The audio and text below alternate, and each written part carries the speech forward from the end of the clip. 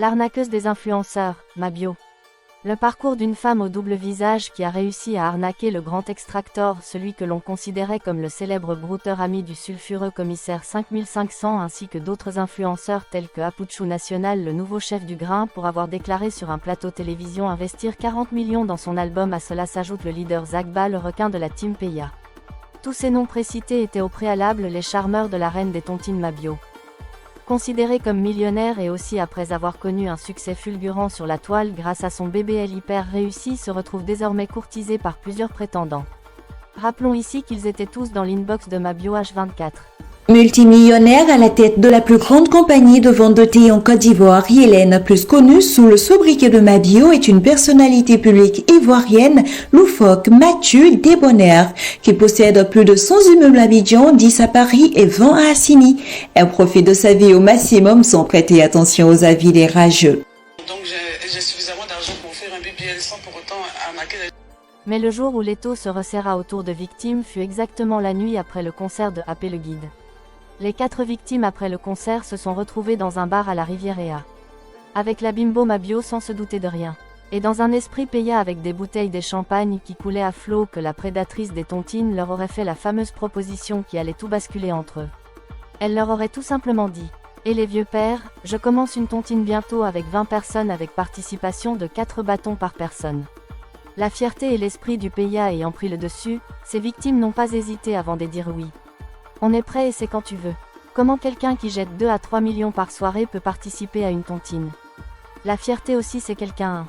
Enfermée suite à leur plainte, l'influenceuse a de très bon appui et compte sur son carnet d'adresses pour écourter ses 12 mois de prison. L'argent des plaignants va-t-il se volatiliser? Même parti qu'il avait essayé en justice, les mêmes personnes, la même partie là, ne peuvent pas encore l'emprisonner parce qu'on peut être condamné 2 fois pour la même chose. C'est ce qu'on appelle la règle non bis idem. Mais ces parties là peuvent utiliser la décision de condamnation là, donner un huissier comme une grosse pour pouvoir faire ce qu'on appelle le recouvrement de créances. Vous voyez, les saisies. Si elle a des biens, si elle a de l'argent en banque, ils vont tout vider, ils vont tout bloquer. Voilà, ils vont recouvrer les créances comme ça. Bon, après, si elle avait l'argent en banque, elle allait rembourser au moins une partie de ses dettes. Mais bon, apparemment, voilà, c'est pas le cas. Si elle a des garanties, en tout cas, elle est jusqu'à 30 ans, on peut la pousser pour qu'elle paye. Ok. Quelqu'un d'autre a des questions? Si. Salut Titi, comment tu vas? Oui, Titi, comment tu vas? Oui, ça va très bien chez toi.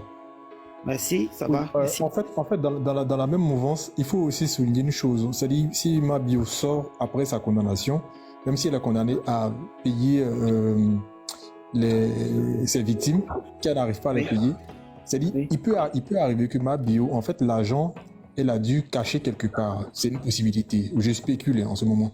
Donc, si elle a confié à quelqu'un où elle a caché cet argent et que elle demande à la personne en question de lui acheter peut-être une maison avec cet argent ou une voiture et que ses victimes la voient se pavaner avec la voiture en question, disant mais attends, tu nous dois, mais tu te pavanes avec une voiture.